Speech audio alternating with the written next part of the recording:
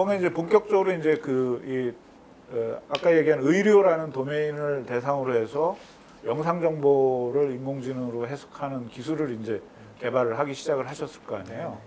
기술 개발 과정에서의 어떤 어려움 내지는 그걸 어떤 성공적으로 할 수 있었던 비결 이런 것들은 어떤 걸까요?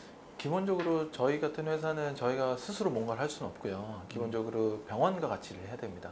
환자 데이터, 환자 문제, 임상, 검증 이런 부분들이 다 병원에서 해줘야 되는 부분이기 때문에 저희가 출시한 모든 제품들은 일정 각각 병원들과의 어떤 로열티 계약이 다 돼 있어요. 그러니까 그 병원 입장에서도 환자를 보거나 치료해주는 역할에 있었다면 어떻게 보면 병원도 이제 기술 개발에 같이 힘을 쓰는 이제 그런 모양이 됐거든요. 그래서 그게 지금은 어떻게 보면 사회적으로 이제 병원, 이 의료 쪽에서는 어느 정도 이제 자리를 잡아가고 있지만 처음에는 그게 조금 애매했어요. 그러니까 병원에서도 그런 일을 하거나 그런 제도가 없다 보니까 저희가 병원이랑 연구를 하는 데 있어서 뭐 교수님도 그렇고 병원도 그렇고 이걸 어떻게 해야 되지? 뭐 저 회사가 데이터를 받아서 뭔가 개발한다는데 우리는 뭘 해야 되지? 이런 되게 제도적인 미정비로 인한 어려움들이 많았습니다. 그 다음에 환자의 데이터를 다루려면 또 IRB를 받아야 돼요. 그 내부 윤리위원이라고 해서 그 뭐 익명화라든가 윤리적인 문제들 다 통과해야지만 되거든요. 사실 그런 부분들이 시간이 좀 걸리는 측면이 있었습니다. 그래서 처음에는 잘 모르시니까 AI 인공지능을 한다고? 근데 또 인공지능을 다 이소대로의 충격이 있으셨던 거니까 의사를 만든다고? 약간 이런 것 때문에 약간 거부감도 좀 있으셨고요. 근데 그게 아까도 말씀드렸다시피 시간이 지나면서 기술에 대해 어느 정도씩 이제 이해가 되니까 그런 부분들은 많이 좀 정비가 됐죠. 그래서 그 난관이라고 하면 처음에 데이터를 얻고 병원과 같이 협력함에 있어서의 어떤 틀이 없었던 게 가장 어렵고요. 지금은 그런 부분들은 많이 정비가 돼서 조금 쉬워진 것 같습니다.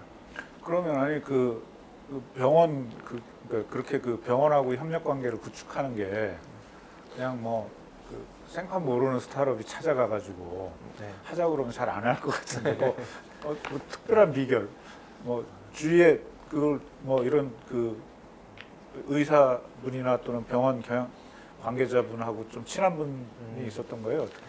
그런 거 하나도 없었고요. 저희가 정말 의료 쪽에 아는 사람 하나도 없었습니다. 그러니까 처음에 같이 연구를 했던 교수님을 알게 된 거는 저 이제 공동 창업자의 친구분이 계시는 랩이 이제 병원에 있는 이제 연구소였거든요. 그 랩에 있는 지도 교수님이신 거예요. 그래서 뭐 얘기를 하다 보니까 뭐 내 친구가 AI 하는 회사를 만들었대요. 그러니까 그 교수님이 이제 그래? 뭐 신기하다. 한번 만나보자 이렇게 해서 이제 시작이 됐거든요. 근데 이제 한편으로 보면 우리가 뭐 흔히 탑5, 탑10 병원이라 하는 뭐 서울대, 아산병원 뭐 등등등 있잖아요. 그 진입이 어려울 거라고 생각을 하시지만 사실 그러지 않습니다. 이게 병원들의 의사 선생님이 정말 수백 명이 계세요. 너무너무 많은데 그 교수님들마다 각자가 개인의 연구자입니다. 그래서 우리가 보통 어떤 기술을 개발한다고 그러면 뭐 예를 들어 아산병원의 사업화 본부를 찾아가서 얘기할 게 아니고 교수님 찾아가면 돼요. 그러니까 그 과에 계신 교수님을 찾아뵙고 이 주제에 대해서 같이 얘기를 하고 연구를 하면 그 연구는 그냥 연구자와 기업이 할 수가 있거든요. 그렇게 시작돼서 그 연구자 교수님이 좋다라고 하면 그 다음에 이제 병원의 사업화 팀에 가서 필요한 절차나 계약을 하고 진행할 수 있습니다. 그래서 그런 부분들은 의외로 어렵지는 않고요. 그다음에 우리나라 또 의사 선생님들, 교수님들이 굉장히 부지런하고 또 똑똑하세요. 그러다 보니까 환자만 보는 게 아니고 엄청나게 많은 일을 해서 늘 이 새로운 연구나 이 제품 개발에 관심이 또 많으세요. 그래서 그런 기회도 많고 최근에는 한 3년 전부터 이제 AI에 대해서 중요성, 또 의료기기 산업에 대한 중요성이 커지다 보니까 병원들이 다 빅데이터 센터, 뭐 AI 센터를 만들어 놓고 있습니다. 그래서 이런 스타트업들이 와서 언제든 찾아가서 민원을 넣거나 뭐 의뢰를 하면 다 매칭을 시켜줘요. 그래서 그런 체계는 되게 굉장히 잘 돼 있다고 저는 말씀드리겠습니다. 그게 뭐 마치 대학도 보면 대학도 교육 중심 대학이 있고 연구 중심 대학이 있고 있는 거하고 똑같이 병원에도 아마 맞습니다. 그 대형 병원들 중에 그 이런 그 의료 기술을 개발하는 쪽을 더 집중하는 그런 연구 중심 병원이라고 하죠. 그런 쪽이 있고 또 뭐 이제 환자 치료하는 거 중심의 병원이 있는데 그런 연구 중심 병원들하고 이제 지금 협업을 해 나가시는 거겠네요. 네.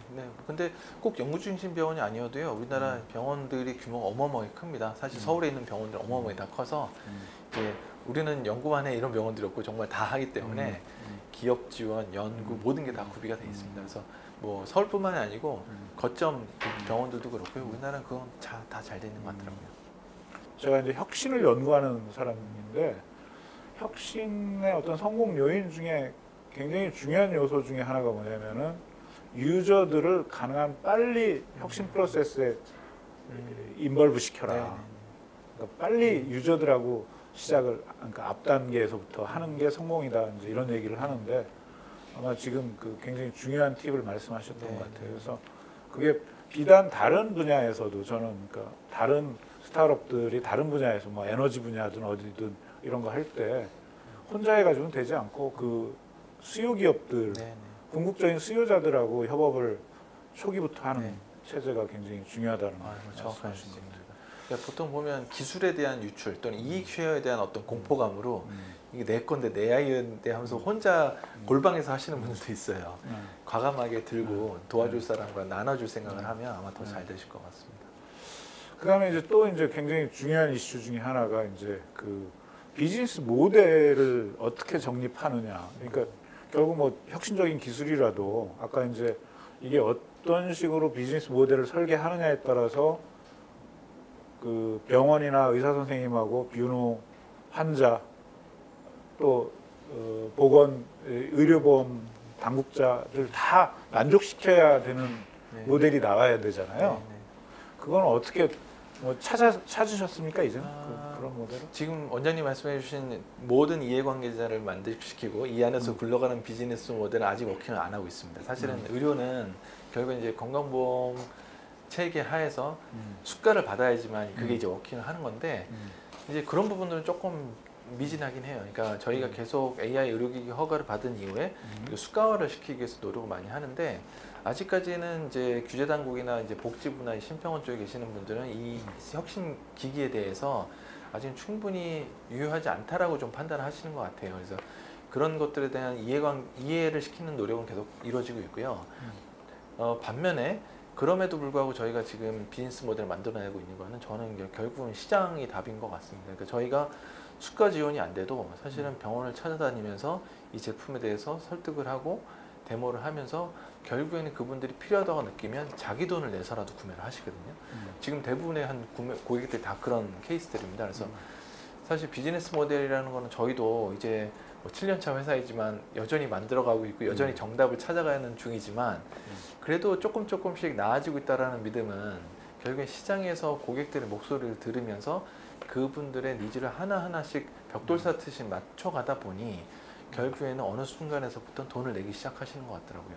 저도 이제 그거 항상 좀 제가 제안을 저도 이제 당국자들한테도 하는데 좀 더 신기술에 대해서는 그죠? 네. 신기술에 대해서는 좀 더 적극적으로 그 평가를 해 주어서 기존 기술에 비해서 뭐 그 효능이라든지 이런 것이 충분히 입증이 안 되더라도 뭔가 새로운 방법이다 하면은 좀 시장을 열어줘 가지고 그렇게 해서 하다 보면 더 좋아지는 효과는 나타날 수 있는 네, 거니까 효과를 사후적으로 검증하자 이렇게 좀 바꾸면은 네.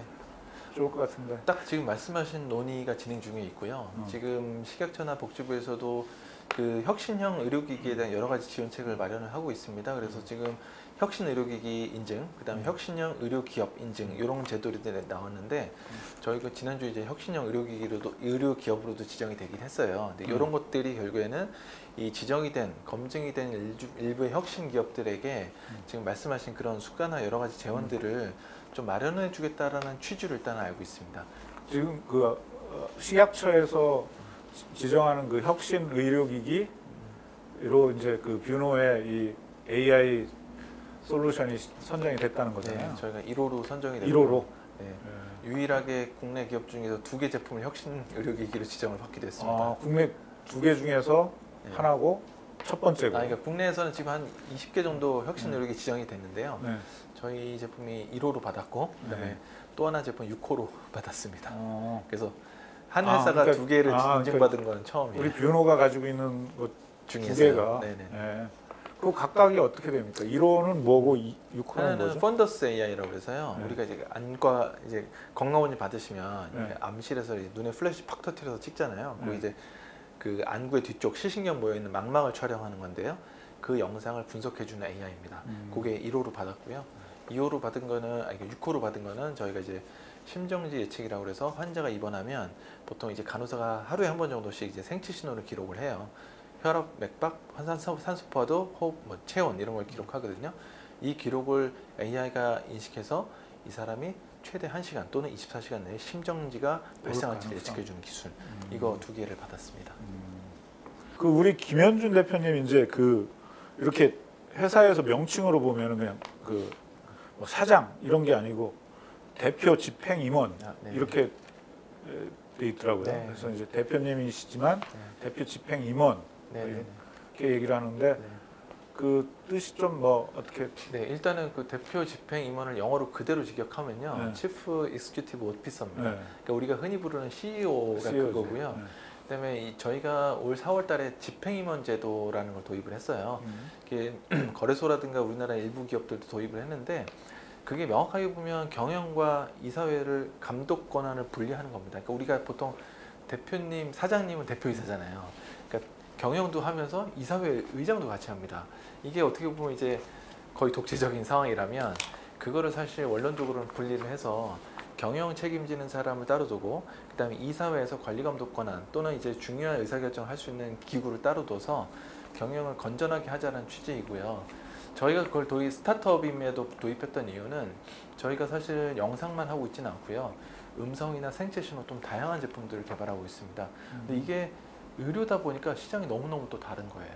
그래서 저희가 R&D를 하지만 또 사업화 본부에서 너무너무 다른 도메인들을 핸들링하기도 좀 쉽지 않아서 그걸 조금 이미 옛날부터 좀 그 개별 본부 단위로 좀 운영을 해왔습니다. 근데 이 본부 단위로 운영을 하다 보니까 빠른 의사결정을 위해서는 본부장이 직접 의사결정을 해야 될 필요도 있고 그러다 보니까 그게 사실 집행임원 제도랑 똑같은 거예요. 그래서 저희가 그거를 나중에 좀 알게 돼서 그럼 이렇게 바꾸고 우리가 좀 각각 갖고 있는 제품의 사업화 파이프라인을 조금 더 빠르게 가속화하자라는 취지로 올해 4월달에 변경했고 제가 처음으로 이제 대표 집행임원이 되었습니다. 그러니까 이제 그 집행 임원이라는 게 결국은 그러니까 뭐 그걸 이제 전략 경영학 이런 데서는 전략 사업 단위, 뭐 스트래티직 비즈니스 유닛 뭐 이런 얘기들을 하는데 완전히 그러니까 각 그 사업 본부별로 네. 책임 경영을 하는 체제를 네. 말씀하시는 건가요? 네. 완전히 분리될 수는 없지만요. 네. 그래도 뭐 여느 회사랑은 다르게 각자 경영을 많이 하고 계시고 저는 이제 그 대표로서 자금이나 비용이나 저희가 또 인허가나 사업화 부분들이 있기 때문에 그런 거에 대한 어떤 조율이나 이런 것들은 제가 하고 있습니다. 그러니까 굉장히 그 선진화된 경영 시스템을 가지고 계시네요. 네, 맞습니다. 저희가 스타트업이지만 또 스타트업은 또 회사가 급격하게 성장하면 그 성장통들이 늘 있잖아요. 이제 그 고민 중에서 나왔던 좀 하나의 솔루션이기도 하고요. 저희가 또 다양한 시도들을 제도적으로도 해가면서 최적의 방법들을 좀 찾아가려고 노력하고 있습니다.